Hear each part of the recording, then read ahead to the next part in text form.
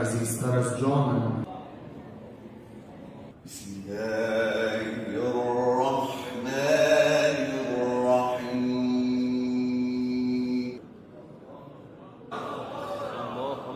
شماری که مردم الله بالاتر از آمریکاست. مردم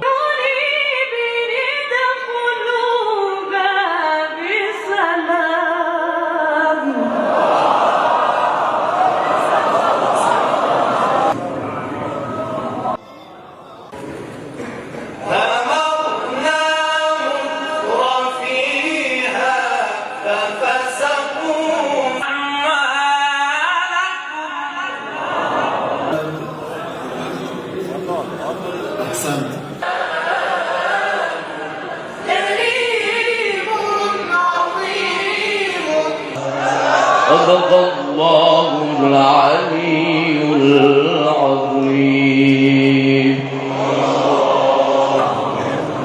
بسیار خوب بود، استفاده کردیم. انشاءالله که همیشه با قرآن محشور باشن همه اینها و همه شما انشاءالله، و روز به روز این نهال قرآنی رشد بیشتری کنه. السلام علیکم.